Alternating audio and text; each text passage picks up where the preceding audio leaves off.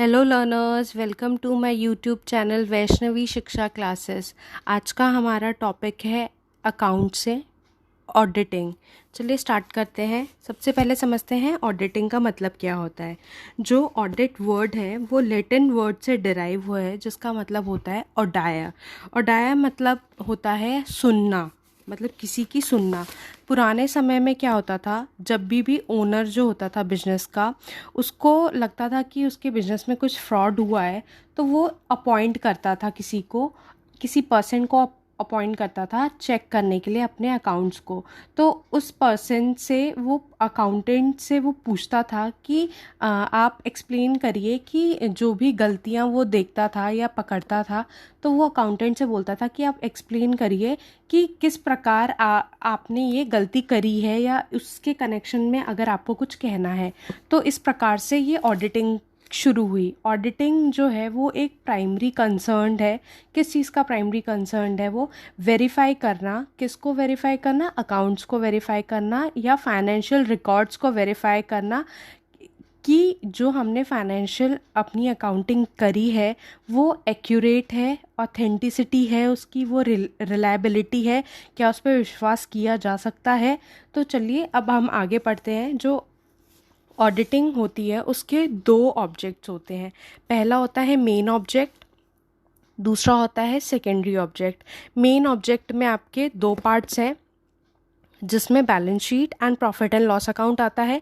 Secondary object में आता है आपका deduction and prevention of errors, and second part में आता है detection and prevention of frauds. तो मतलब मेन ऑब्जेक्ट के भी दो पार्ट्स हैं और सेकेंडरी ऑब्जेक्ट के भी दो पार्ट्स हैं। तो चलिए स्टार्ट करते हैं पहले मेन ऑब्जेक्ट से। मेन ऑब्जेक्ट में सबसे पहले बात कर लेते हैं बैलेंस शीट की। तो जो ऑब्जेक्ट ऑफ ऑडिटिंग है, सबसे पहले मैं आपको ये बता दूं ऑब्जेक्ट ऑफ ऑडिटिंग क्या है। असरटेन करना, मतलब पता लगाना कि जो आपकी फाइनेंशियल स्टेटमेंट है, बैलेंस शीट है या प्रॉफिट एंड लॉस अकाउंट है, वो सही है, ट्रू है, या उसका बिल्कुल फेयर व्यू है कंपनी अफेयर्स के साथ लेकर, कि मतलब जो भी ट्रांजैक्शन हुई है ड्यूरिंग द फाइनेंशियल ईयर क्या वो सही है। तो मेन ऑब्जेक्ट में पहले बैलेंस शीट है। बैलेंस शीट ये देखता है, बैलेंस शीट चेक करता है और ऑडिटर कि ये ट्रू है या फेयर है, जो भी ऑर्गेनाइजेशन की फाइनेंशियल पोजीशन है एंड ऑफ द ईयर, वो करेक्ट है या नहीं। Second, profit and loss account वो चेक करता है। ये चेक करता है कि प्रॉफिट एंड लॉस अकाउंट क्या एक फेयर व्यू दे रहा है, कि वो ट्रू जानकारी दे रहा है, कि प्रॉफिट एंड लॉस अकाउंट में कोई गलती, किसी प्रकार की गलती तो नहीं हुई। तो जो the main object of auditing होता है वो यही होता है कि असरटेन करना whether the financial statement show a true and fair view of the financial position and it's working result. जो भी ऑर्गेनाइजेशन की फाइनेंशियल पोजीशन है उसको सही प्रकार से वो दिखा रहा है या नहीं दिखा रहा। अब जो आपका मेन ऑब्जेक्ट था उसमें ज़्यादा बात करने के लिए कुछ था नहीं। बेसिकली आपका जो बहुत ही एक बड़ा टॉपिक है वो है सेकेंडरी ऑब्जेक्ट। सेकेंडरी ऑब्जेक्ट इसलिए है क्योंकि हम इसमें बात करेंगे एरर्स और फ्रॉड की। टाइप्स ऑफ एरर्स होती हैं, टाइप्स ऑफ फ्रॉड होते हैं, और उनका प्रिवेंशन कैसे किया जाता है। तो ये ज़्यादातर मोस्टली पेपर में इनसे क्वेश्चंस बन के आते हैं। तो चलिए स्टार्ट करते हैं। सबसे पहले मैं आपको एक छोटी सी बात बता दूं, एरर और फ्रॉड में क्या डिफरेंस होता है। जो अनजाने में गलती हुई है, किसी भी इंसान से हो सकती है, उसको हम एरर का नाम देते हैं। लेकिन जानबूझकर अगर कोई गलती की जाती है तो हम उसको फ्रॉड का नाम देते हैं। तो यहाँ पे भी यही है, पहले हम एरर्स की बात करेंगे, देन हम फिर फ्रॉड की तरफ बढ़ेंगे। नेक्स्ट चलिए स्टार्ट करते हैं अपना। सबसे पहले जो सेकेंडरी ऑब्जेक्ट में आता है, जो ऑडिटर होता है वो असरटेन करता है फाइनेंशियल स्टेटमेंट को कि ट्रू और फेयर व्यू है या नहीं है फाइनेंशियल पोजीशन का। अब इसलिए अब वो क्या करता है, ये देखेगा कि वो कहीं कुछ किसी प्रकार का एरर है या फ्रॉड तो नहीं हुआ। तो सबसे पहले हम बात करते हैं detection and prevention of errors की। An error means an innocent mistake made by a person. यहाँ पे भी लिखा हुआ है, जो बुकिश लैंग्वेज है उसमें भी लिखा हुआ है, जो एरर होती है वो एक इनोसेंट मिस्टेक होती है, जो भी किसी भी प्रकार के किसी भी व्यक्ति से हो सकती है जब वो ट्रांजैक्शन रिकॉर्ड कर रहा है बुक्स में। तो पढ़ लेते हैं हम कि कितने प्रकार प्रकार की एरर्स होती है। सबसे मोस्ट इम्पॉर्टेंट क्वेश्चंस कि आपको पता होना चाहिए कि कितने प्रकार की एरर्स होती हैं। तो 5 प्रकार की एरर्स होती हैं। पहला है error of omission, second is error of commission, third is error of principle, fourth is compensating error और fifth is error of duplication. इसके भी सब पार्ट्स हैं, किसी किसी में सब पार्ट्स हैं, किसी में सब पार्ट्स नहीं हैं, कुछ डायरेक्ट है। तो चलिए एक एक करके एक्सप्लेन करते हैं। पहला आपका है error of omission.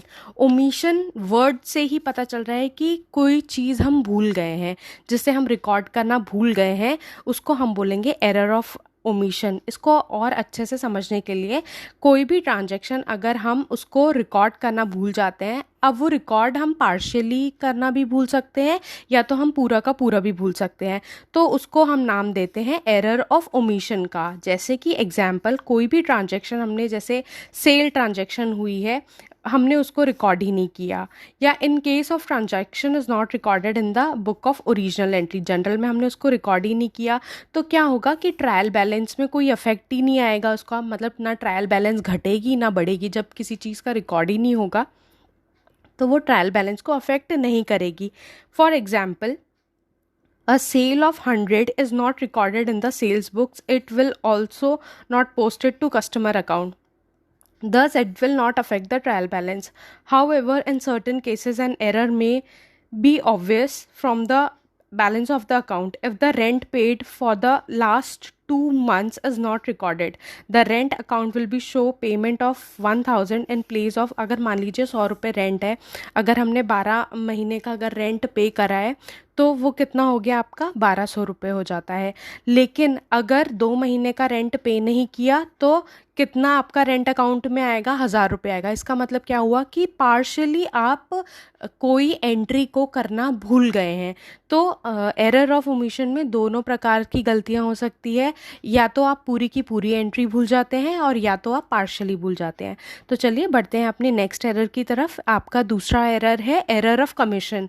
Error of commission में क्या है, एरर ऑफ कमीशन जो है नाम से सजेस्ट कर रहा है कि मिस्टेक जो हुई है, कमिटेड हुई है, रिकॉर्डिंग समथिंग, मतलब कुछ चीज़, किसी चीज़ को रिकॉर्ड करने में कुछ गड़बड़ हुई है। Where a transaction is incorrectly recorded in the books. जब भी कोई भी ट्रांजैक्शन हम इनकरेक्टली रिकॉर्ड करते हैं तो उसको हम एरर ऑफ कमीशन का नाम देते हैं। These error often arise due to negligence or the inadvertence on the part of the person recording or posting the transaction in the books of. ये नेग्लिजेंस के वजह से भी हो सकता है, और जो ये एरर्स होती हैं इसमें रॉन्ग टोटलिंग भी इंक्लूड होती है। तो जो ये एरर ऑफ कमीशन होती है, इसको 4 इसके पार्ट्स होते हैं कि 4 किस प्रकार से एरर ऑफ कमीशन हो सकता है। तो चलिए एक एक करके पार्ट को समझते हैं। पहला पार्ट है रिकॉर्डिंग अ ट्रांजेक्शन रॉन्गली, होली और पार्शली। कोई भी आपने ट्रांजेक्शन उसको या तो आपने पूरी की पूरी गलत रिकॉर्ड करी है या आपने उसको आधी रिकॉर्ड करी है। तो पहला पार्ट एरर ऑफ कमीशन का ये हो गया। अब इसको अच्छे से समझने के लिए एक एग्जांपल लेते हैं। जैसे कि a sale of 560 rupees 560 recorded as 650 in the sales book. Sales book में आपको 560 रुपये रिकॉर्ड करना था, लेकिन आपने 650 रुपये उसको रिकॉर्ड कर दिया। ऐसी गलतियाँ होती है कि जो आपकी फिगर होती है वो आगे पीछे हो जाती है, तो उसके वजह से ये क्या होता है, इसमें ये ट्रायल बैलेंस में जो इसका अफेक्ट होता है वो देखने को नहीं मिलता, क्योंकि आपने यहाँ पे क्या किया है, एक अमाउंट की जगह दूसरा अमाउंट रिकॉर्ड कर दिया है। तो इसमें कुछ घटेगा बढ़ेगा आपका नहीं, जो कि ट्रायल बैलेंस को अफेक्ट नहीं करेगा। नेक्स्ट आपका जो एरर हो गए एरर ऑफ कमीशन में, वो है पोस्टिंग का ट्रांजैक्शन रॉन्गली। आपने जो ट्रांजैक्शन पोस्ट करी है वो रॉन्गली पोस्ट कर दी है। Where a transaction is correctly entered in the books of original entry but while posting in the ledger a wrong amount may be entered or it may be posted to the wrong account. आपने journal में तो सही entry करी, लेकिन जब आप उसको laser में पोस्ट कर रहे थे तो आपने क्या किया, आपने किसी दूसरे के अकाउंट में उसको पोस्ट कर दिया। जैसे कि एग्जांपल से समझिए कि sale of 260 may be debited to customer's account as a 620। आपको कस्टमर के अकाउंट में 260 रुपये डेबिट करने थे, लेकिन आपने कर दिए 620 रुपये। तो it means the customer account by 360 more than actual. तो आपने क्या किया है, आपने तो ज़्यादा अमाउंट उसके अकाउंट में डेबिट कर दिया, तो मतलब 360 रुपये ज़्यादा हो गया। तो thus the error will be deducted as the trial balance will be out of अब क्या होगा, जो आपका ट्रायल बैलेंस होगा उसमें जो डेबिट और क्रेडिट में जो डिफरेंस आएगा वो 360 रुपये का आएगा। तो आपको पता चल जाएगा कि कहीं ना कहीं पे ये एरर ऑफ कमीशन वाली मिस्टेक हुई है। एरर ऑफ कमीशन में भी posting a transaction wrongly, again transaction में be posted in a wrong account. For example, जैसे कि एक और इसका एग्जाम्पल है, जैसे कि आपने राम को गुड सोल्ड किए, लेकिन आपने जो अमाउंट था वो आपने डेबिट कर दिया श्याम के अकाउंट में, तो भी यहाँ पे क्या होगा, आपने गलती करी है। नेक्स्ट थर्ड इसका जो पार्ट है एरर ऑफ कमीशन का, वो है error made in totalling and balancing. किसी भी कोई भी आपने एरर जो करी है, अब वो आप टोटल करते वक्त करी हो या तो आपने बैलेंस करते वक्त करी हो, अकाउंटेंट की बात यहाँ पे हो रही है। These errors are due to wrong casting, या तो उसने टोटल करते वक्त करी है या बैलेंस करते वक्त कुछ ना कुछ गड़बड़ करी है। These error will B affect the trial balance. अब ये वाली जो एरर है वो बिल्कुल ट्रायल बैलेंस को अफेक्ट करेगी। The error would be reflected in the total of trial balance on the same side, दोनों सेम साइड में बराबर की गलती होगी। नेक्स्ट आपका जो एरर इसमें आता है एरर ऑफ कमीशन में, वो आपका आता है फोर्थ एरर जो है error made in carrying forward any balance और अ टोटल। जब हम कैरी फॉरवर्ड करते हैं, आपको पता होगा carry forward and brought down जब हम लिखते हैं, तो उस टाइम पे अगर कोई गलती हो रही है, जैसे कि हम एग्जांपल से समझते हैं, ये जो एरर्स होती है वो हमारे कैरी फॉरवर्ड या पोस्ट जब हम करते हैं ट्रायल बैलेंस में कुछ बैलेंसेस को तब होती है। तो एग्जांपल से समझते हैं, जैसे बैलेंस है 2600 रुपये का, हमने उसको कैरी फॉरवर्ड कर दिया 2060 का। मतलब यहाँ पे क्या हुआ, जो फिगर्स था उसका गड़बड़ हो गई कि एक ज़ीरो आगे लग गया, एक ज़ीरो बाद में लग गया। Such an error will cause difference in trial balance. तो ट्रायल बैलेंस में क्या होगा, जो आपका डिफरेंस है वो अलग आएगा। Again the balance in the account may be carried forward correctly but to the wrong side. अब वो ये भी हो सकता है कि आपने कैरी फॉरवर्ड तो किया है सही, लेकिन आपने रॉन्ग साइड कर दिया। इसका मतलब ये है कि आपको करना था डेबिट में, लेकिन आपने कर दिया क्रेडिट में, और वाइस वर्सा कि क्रेडिट वाला आपने डेबिट में कर दिया। Such an error will B put the trial balance out of the double amount. अब जो आपका ट्रायल बैलेंस होगा उसका जो अमाउंट होगा वो डबल हो जाएगा। For example, debit balance of 200 posted wrongly on the credit side. अब आपने क्या किया, 200 रुपये का डेबिट बैलेंस था जिसको आपने क्रेडिट साइड पे पोस्ट कर दिया। तो क्या होगा, side will be make debit side of the trial balance short by 400 rupees. तो जो डेबिट साइड होगी वो आपकी 400 रुपये से छोटी हो जाएगी। तो चलिए बढ़ते हैं अब नेक्स्ट एरर की तरफ। नेक्स्ट एरर है आपका एरर्स ऑफ प्रिंसिपल। अब एरर ऑफ प्रिंसिपल क्या होता है, an error of principle arises when a mistake or accepted accounting principle is made. For example, जब कभी भी कोई भी अकाउंटेंट कोई प्रिंसिपल गलत ले लेता है, या रिकॉर्डिंग करते वक्त मैंने अपनी पहली भी वीडियोस में प्रिंसिपल्स और कॉन्सेप्ट्स के बारे में वीडियो बनाई है, अगर जिसने नहीं देखी तो वो जाके देख सकता है, और जो चैनल पे नए हैं वो चैनल को सब्सक्राइब कर लीजिए। तो जो भी कोई भी अकाउंटेंट अगर प्रिंसिपल गलत लेकर रिकॉर्डिंग करता है, तो जैसे कि अगर कोई भी एक्सपेंडिचर है वो आपका रेवेन्यू नेचर का है, लेकिन आपने क्या कर दिया, उसको कैपिटल नेचर का समझ के उसको कैपिटल अकाउंट में आपने उसको एंट्री कर दी, तो वो एरर ऑफ प्रिंसिपल कहलाती है।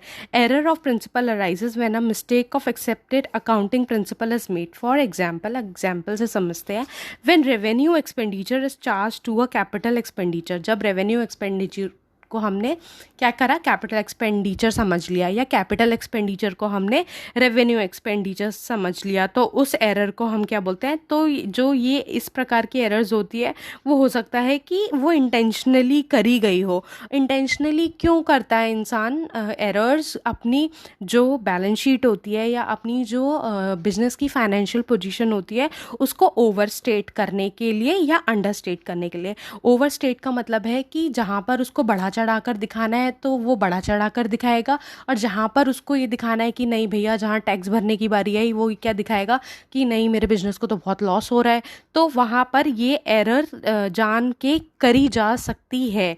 तो जो एरर ऑफ प्रिंसिपल है वो कि आपका कोई कैपिटल नेचर का एरर है तो उसको आपने रेवेन्यू नेचर का दिखा दिया, रेवेन्यू नेचर का है तो उसको कैपिटल नेचर का दिखा दिया। तो इस प्रकार की एरर जो भी आपकी प्रॉफिट होता है उसको ओवरस्टेट या अंडरस्टेट करने के लिए किया जा सकता है।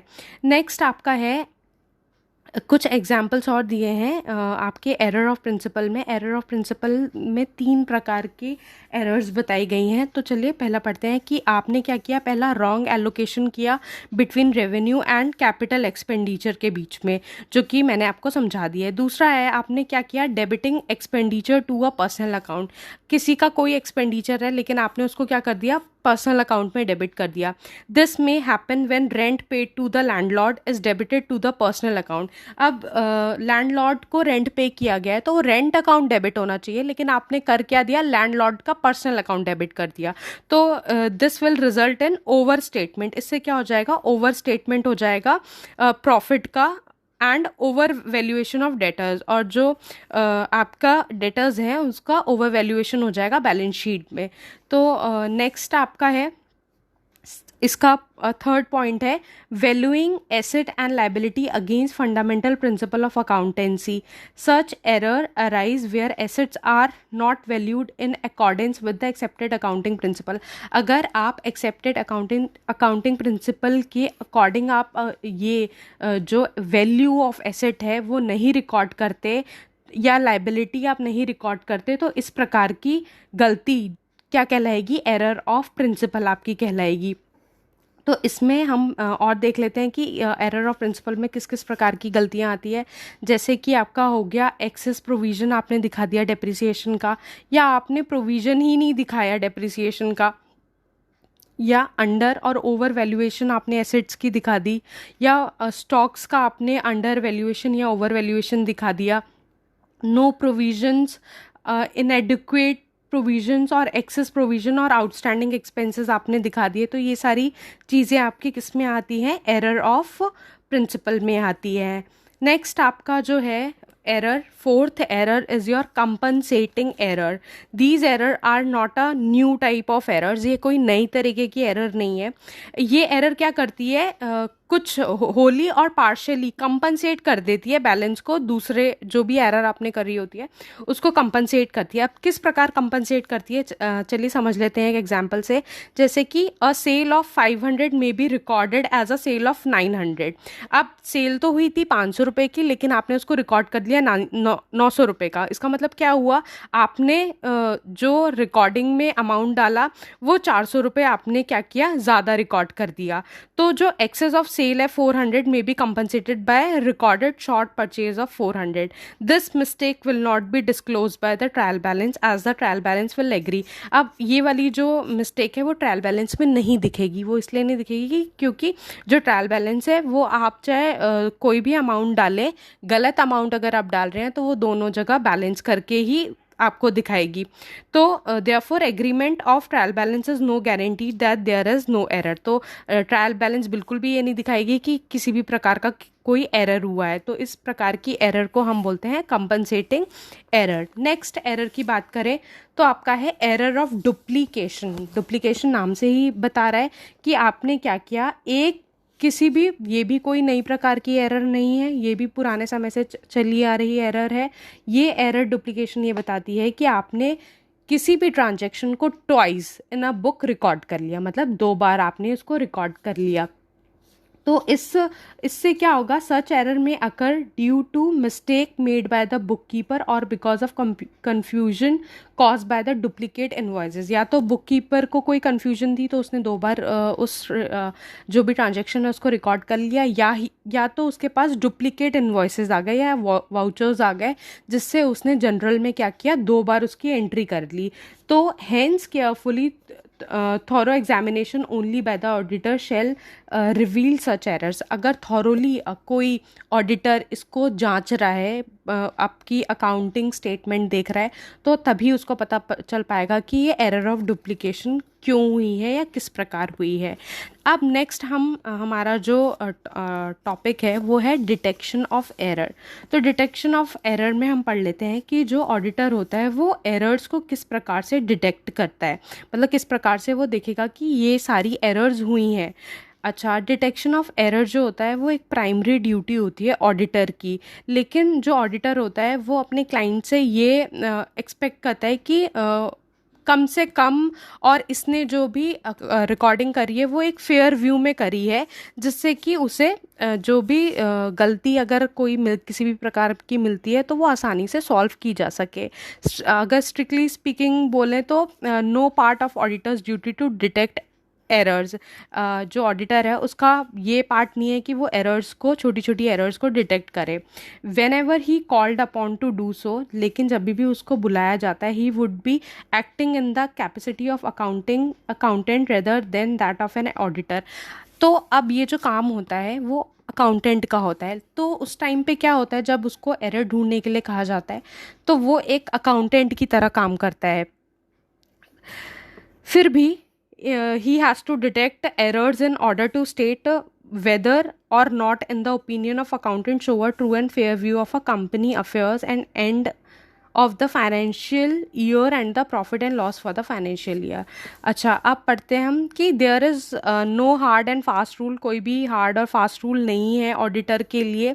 कुछ उसको क्या चाहिए होता है, जो भी कुछ भी एरर्स होती है, जहाँ पे भी उसको लग रहा होता है कि गलती हुई है, तो वो क्या चाहिए होता है, उसका फैक्ट्स चाहिए होते हैं और उसको सर्कमस्टांसेस चाहिए होते हैं हर एक केस के लिए।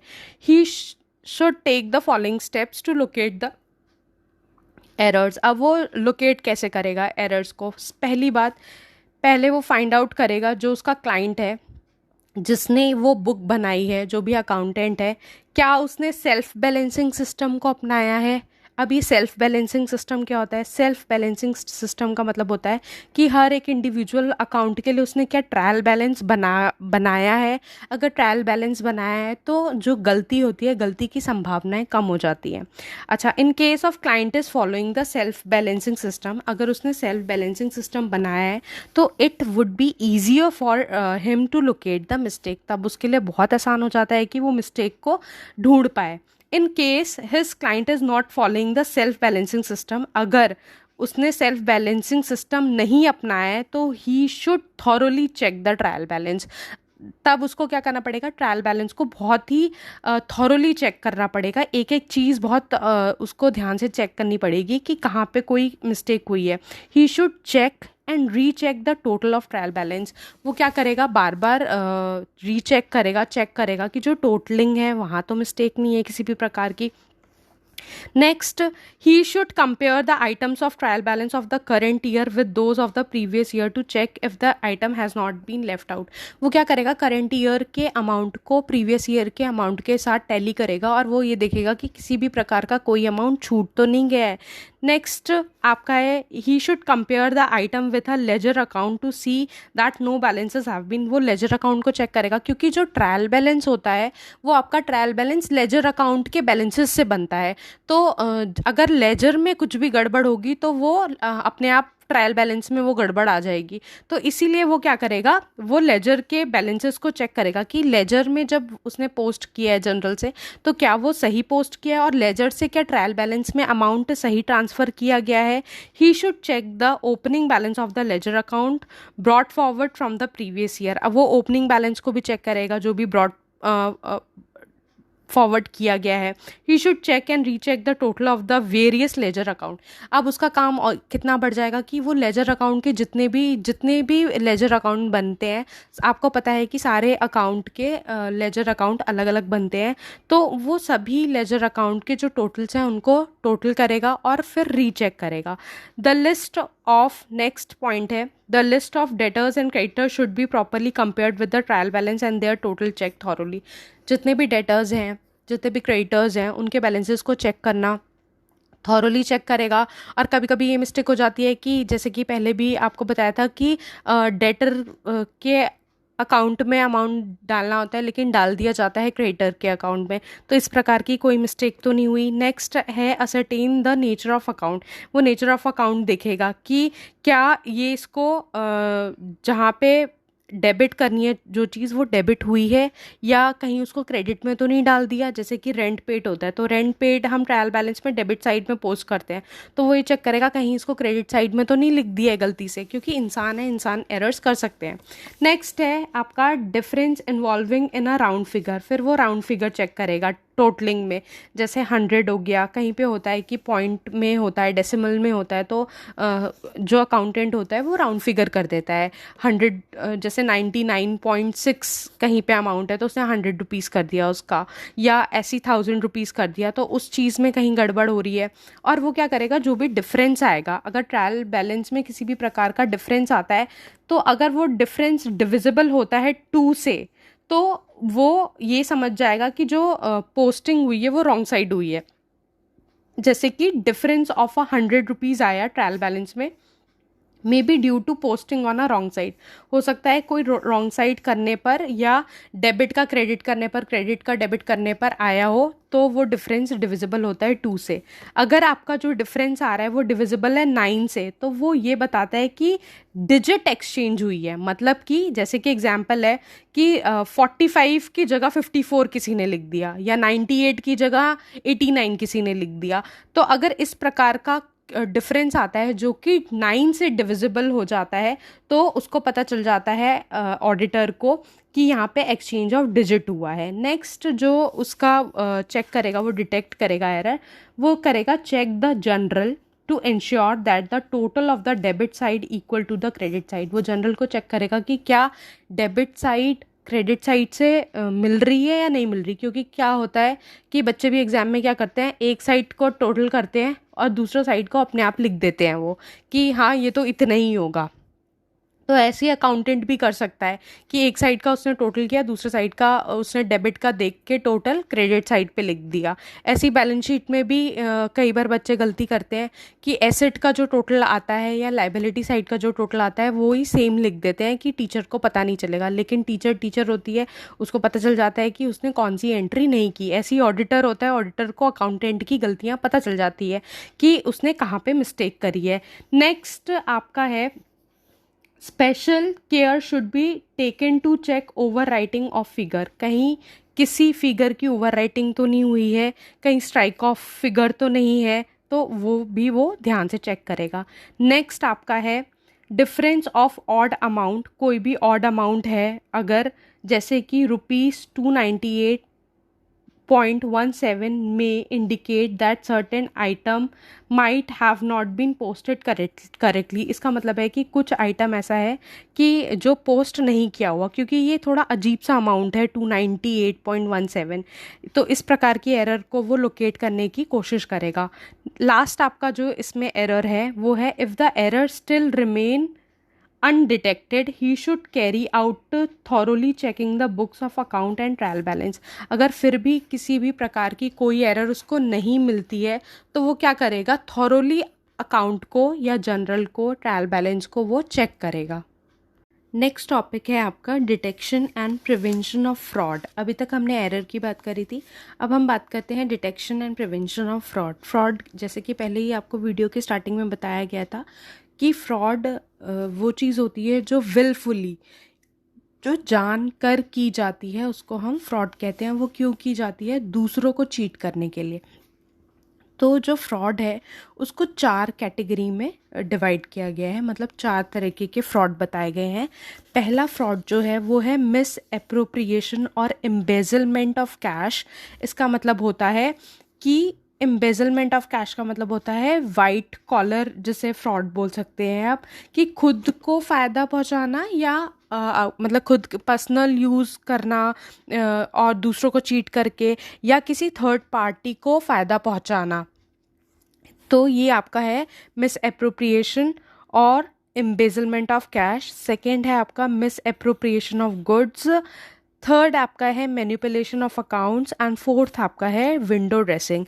तो चलिए एक एक करके समझते हैं इसका मतलब क्या होता है। सबसे पहले हम पढ़ेंगे मिस एप्रोप्रिएशन और एम्बेजलमेंट ऑफ कैश। इसका मतलब ये है कि किसी ने रॉन्गफुल कन्वर्जन किया है या फ्रॉड्यूलेंट एप्लीकेशन करी है कैश की, जिससे वो क्या कर रहा है, थेफ्ट का मतलब हो रहा है चोरी कर रहा है। किसकी, कैश की, पैसों की चोरी करना। अब जो ये पैसों की चोरी होती है वो किस प्रकार से होती है, तो इसके भी कई प्रकार हैं कि किस प्रकार पैसों को इधर उधर किया जाता है।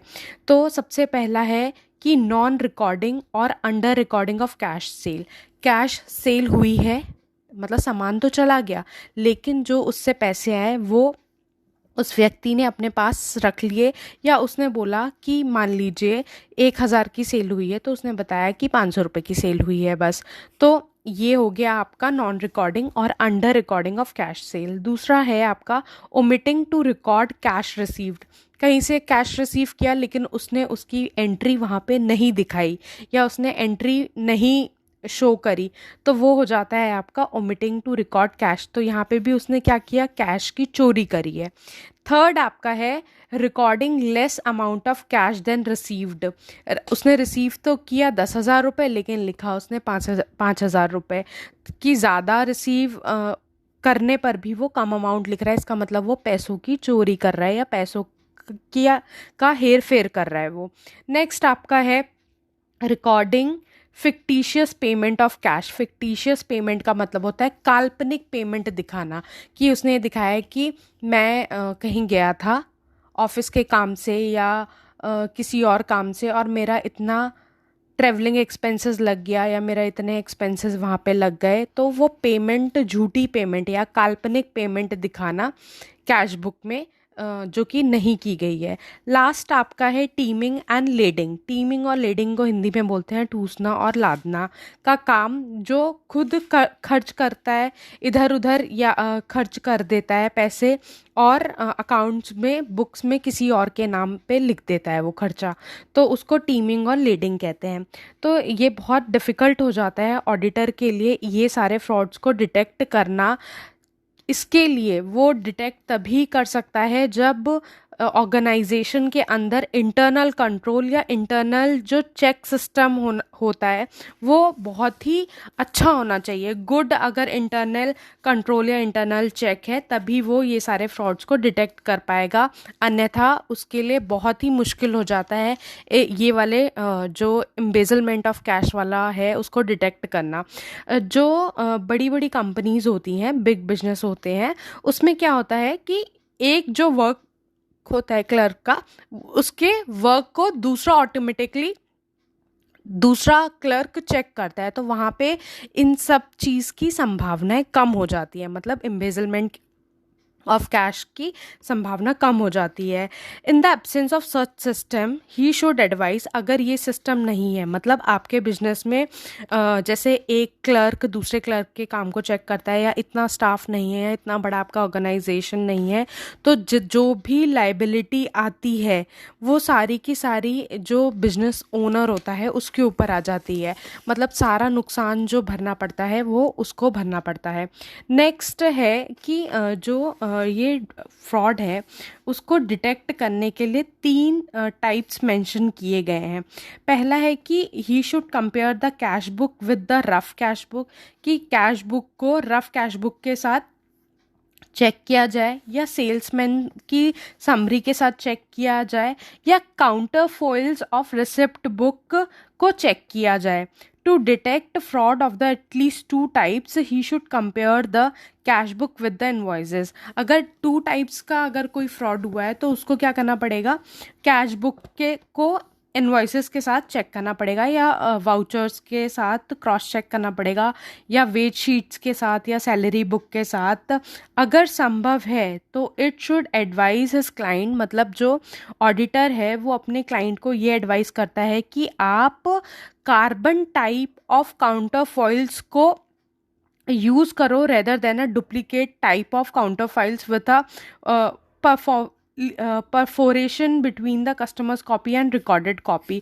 आपने देखा होगा कि एक पर्ची होती है, वो हाफ स्लिप भी उसको कहते हैं, कि हाफ एक कस्टमर की होती है और एक जो विक्रेता होता है, क्रेता विक्रेता दोनों की कॉपी होती है।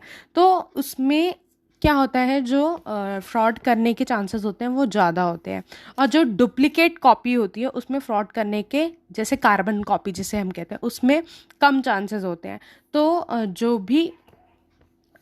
जो ऑडिटर है वो ये एडवाइस करता है अपने क्लाइंट्स को कि आप कार्बन कॉपी का यूज़ करिए, क्योंकि उसमें एक बार रिकॉर्ड किया गया कार्बन में छप जाता है, लेकिन जो काउंटर फॉइल्स होती हैं उसमें दो पार्ट्स होते हैं, एक ऊपर वाला पार्ट, एक नीचे वाला पार्ट, जिसको बोलते हैं हम, एक कस्टमर कॉपी होती है और एक जो सेलर की कॉपी होती है। तो उसमें क्या होता है, उसमें फ्रॉड करना बहुत आसान हो जाता है, उसमें अमाउंट को चेंज करना बहुत इजी हो जाता है। तो इससे क्या होता है, फ्रॉड के चांसेस जो आपको बताया जाता है, मिस एप्रोप्रिएशन और एम्बेजलमेंट ऑफ कैश, वो इसी प्रकार से किए जाते हैं। नेक्स्ट आपका है टीमिंग और लीडिंग, जिससे पहले भी आपको समझा दिया है कि किसी भी शॉर्टेज की आड़ में अपने प्रॉफिट निकालना, इसको हम टीमिंग और लीडिंग कहते हैं। अपने खुद के फ़ायदे के लिए कहीं पे ये दिखाना, खुद खर्च कर दिए पैसे और जो अमाउंट था वो किसी और के अकाउंट में डाल दिया। It is another method of misappropriation of cash.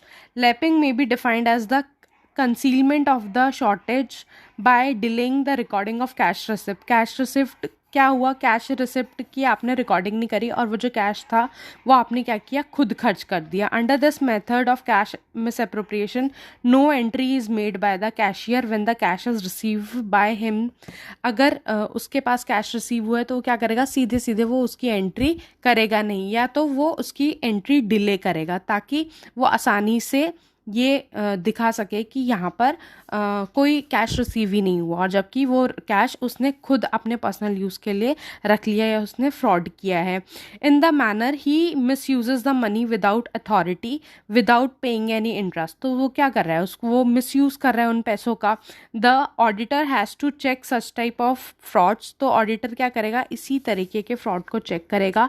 He should check the cash book with the counter foils और the carbon copies of the cash receipt book with the consent of his client. The auditor should obtain confirmation of their balances from the debtors directly। और वो debtors से directly भी पूछ सकता है कि भैया आपके बुक्स में कितना अमाउंट है और यहाँ तो इतना अमाउंट शो कर रहा है, तो क्रॉस चेक करने के लिए वो ये कर सकता है।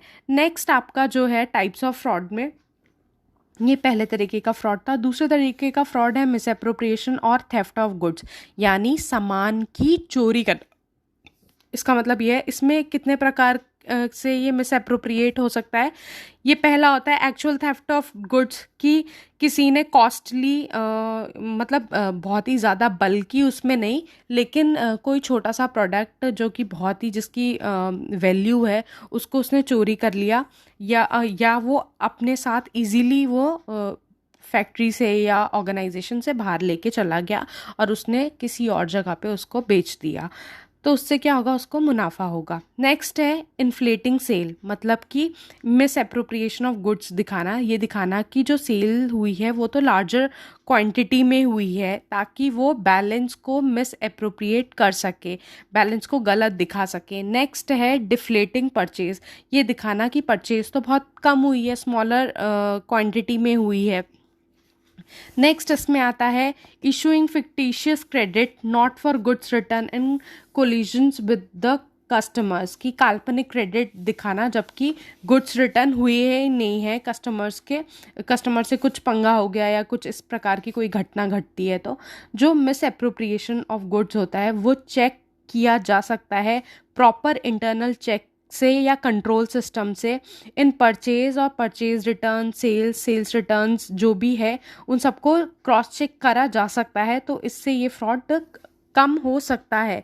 In addition regular periodically stock taking and security check up the workers leaving the factory through metal detectors।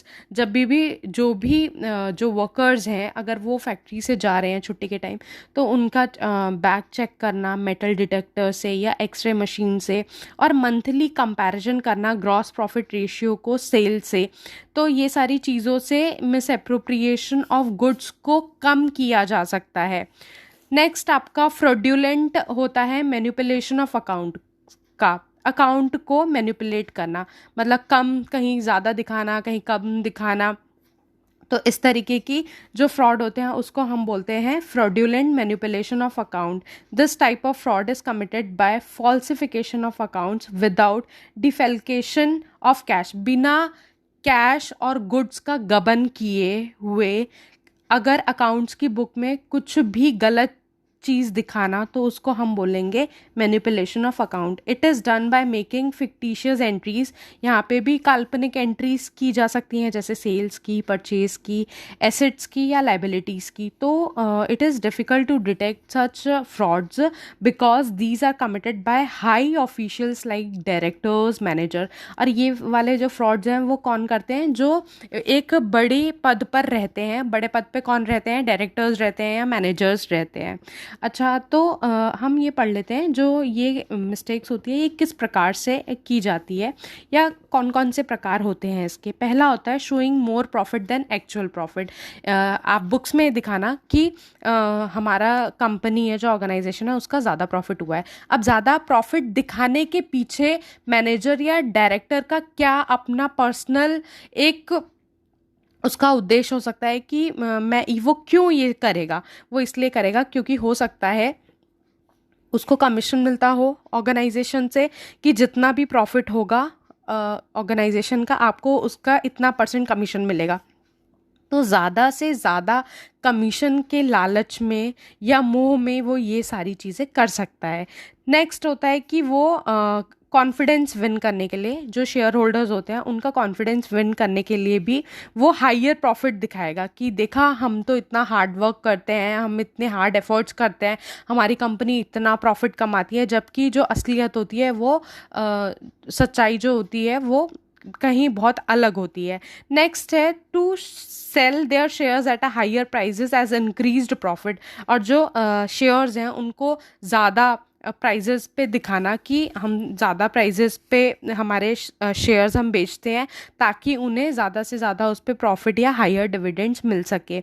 Next है कि अपनी फाइनेंशियल पोजीशन को ये दिखाना कि हम तो बहुत ही, हमारी जो फाइनेंशियल पोजीशन है वो बहुत ही बेटर कंडीशन में है, तो इसलिए और उनको फाइनेंशियल असिस्टेंस मिल सके। और फाइनेंशियल कंडीशन में अच्छी होगी तो और ज़्यादा उनको क्या होगा, लोग उनकी कंपनी में इन्वेस्ट करेंगे। तो फाइनेंशियल असिस्टेंस के लिए क्या करते हैं, अकाउंट्स में हेरा फेरी करते हैं या अच्छा प्रॉफिट दिखाते हैं कि जितना भी एक्चुअल हुआ होता है उससे कहीं ज़्यादा दुगुना तिगुना करके दिखाते हैं। नेक्स्ट है आपका to get more subscription of shares of a public deposit. Public से पैसा लेने के लिए शेयर्स के थ्रू, तो ये अपनी जो भी इनकी फाइनेंशियल ऑर्गेनाइजेशन है उसका प्रॉफिट अच्छा खासा दिखाते हैं। नेक्स्ट है showing less profit than actual in order. ये तो था कि इन्होंने प्रॉफिट ज़्यादा दिखाया अपने फ़ायदे के लिए। नेक्स्ट है ये ऐसा भी कर सकते हैं कि प्रॉफिट कम भी दिखा सकते हैं, उसको भी हम फ्रॉड्यूलेंट मैनिपुलेशन ऑफ अकाउंट की कैटेगरी में ही रखते हैं।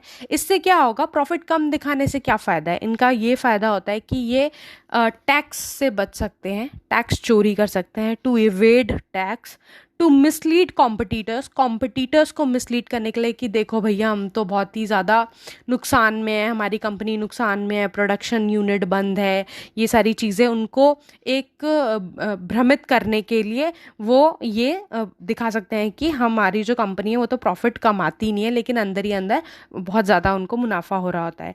नेक्स्ट होता है कि to indulge in insider trading of shares by purchasing them at a lower prices and later on selling them at a higher prices. अगर कम प्रॉफिट दिखाएंगे तो जो बाहर से सब्सक्रिप्शन होगा शेयर्स का वो कम होगा, क्योंकि जब भी जो शेयर्स लोग खरीदते हैं वो ये देखते हैं कि कंपनी प्रॉफिट में है या नहीं। जो कंपनी प्रॉफिट में नहीं होगी तो लोग उसके शेयर्स नहीं लेते हैं कि भैया हमें तो आगे आने वाले टाइम पे तो कुछ भी डिविडेंड या उस पर इंटरेस्ट तो मिलने वाला है नहीं। तो इसीलिए वो क्या करते हैं, कम दिखाते हैं प्रॉफिट। इससे क्या होता है, जो इंटरनल ट्रेडिंग होती है, मतलब जो इंटरनल एम्प्लॉयज़ होते हैं वो क्या करते हैं, कंपनी के शेयर्स लोअर प्राइस पे खरीद के और आगे आने वाले टाइम पे हायर प्राइजेस पे उसको सेल कर देते हैं। तो इसीलिए प्रॉफिट कम दिखाते हैं अपने फ़ायदे के लिए। नेक्स्ट आपका है, थर्ड है फॉल्सिफिकेशन ऑफ अकाउंट्स। अकाउंट का जो फॉल्सिफिकेशन है वो किस प्रकार किया जाता है? ये किया जाता है बाय अंडर और over valuation of assets, particularly stock and trade. क्या होता है, जो स्टॉक है, स्टॉक को या तो वो अंडर वैल्यूएशन दिखा देंगे या ओवर वैल्यूएशन का दिखा देंगे। नेक्स्ट है इसका by not providing depreciation at all और प्रोवाइडिंग इनएडिक्वेट और एक्सेस डुप्लीकेशन, या तो वो डेप्रिसिएशन बिल्कुल ही नहीं दिखाएंगे कि किसी एसेट पे डेप्रिसिएशन हुआ है, या तो वो दिखाएंगे कि कोई एक बहुत ही अजीब सा अमाउंट दिखा देंगे कि इतना डेप्रिसिएशन हो गया, जो कि विश्वसनीय नहीं होगा। नेक्स्ट वो दिखा देंगे बोगस सेल दिखा देंगे, या परचेज दिखा देंगे, सेल्स रिटर्न दिखा देंगे, परचेज रिटर्न दिखा देंगे। नेक्स्ट आपका है बाय क्रिएटिंग सीक्रेट रिजर्व और by utilizing secret reserve when the organization running into losses. जब जो ऑर्गेनाइजेशन है वो अगर लॉसेस में चल रहा है, तो बिना शेयर होल्डर्स को बताए हुए, उनको जानकारी दिए बिना वो क्या करेंगे, जो सीक्रेट रिजर्व है वो उसको यूटिलाइज करना शुरू कर देंगे। तो ये सारी चीज़ें क्या होती है, फॉल्सिफिकेशन ऑफ अकाउंट्स में आती हैं। नेक्स्ट आपका है इसमें by treating revenue expenditure as a capital expenditure. Revenue expenditure को कैपिटल एक्सपेंडिचर के रूप में दिखाना, या इसका अपोजिट भी हो सकता है, कैपिटल एक्सपेंडिचर को ये रेवेन्यू एक्सपेंडिचर के रूप में दिखा रहे हो। बाय शोइंग, नेक्स्ट है आपका by showing income of a next year in the current year. जो नेक्स्ट ईयर की इनकम है वो करंट ईयर में दिखा रहे हैं, या कोई भी अमाउंट सप्रेस करके दिखाना, ये सारी चीज़ें आपकी आती है। फ्रॉड्यूलेंट मैनिपुलेशन ऑफ अकाउंट, यहाँ पे क्या किया जा रहा है, अकाउंट्स के जो बही खाता है उसके साथ छेड़छाड़ की जा रही है। नेक्स्ट आपका जो फ्रॉड में आता है वो है विंडो ड्रेसिंग, जो आपका लास्ट है part. in fact it is also one of the ways of falsification of manipulation of account। इसमें भी जो है वो मैनिपुलेशन ही होता है अकाउंट के साथ। Window dressing imply showing is more prosperous position than what actually it is. इसका मतलब ये है कि जो एक्चुअल पोजीशन होती है उससे ज़्यादा कहीं बढ़ा चढ़ाकर अपनी बिजनेस की पोजीशन को दिखाने को हम कहते हैं विंडो ड्रेसिंग। और ये कैसे होगी, ये बिल्कुल जब आप अपने अकाउंट्स के साथ या बुक्स ऑफ अकाउंट्स या फाइनेंशियल जो आपकी जो भी अकाउंट्स होते हैं उनके साथ अगर आप छेड़छाड़ करेंगे या उनको इस प्रकार से दिखाएंगे कि आपकी जो पोजीशन है वो बेटर दिख सके। It is done by arranging the balance sheet in such a way that it shows a state of affairs far better than what actual it is. For example an overdraft may be cleared, जैसे कोई किसी भी प्रकार का overdraft है तो उन्होंने पहले ही दिखा दिया कि ये तो ओवरड्राफ्ट पहले ही क्लियर हो चुका है। इस प्रकार से भ्रमित करना लोगों को, तो उसको कहते हैं ये विंडो ड्रेसिंग। अगर आपको आज की वीडियो अच्छी लगी हो तो वीडियो को please like, share and comment. Thank you.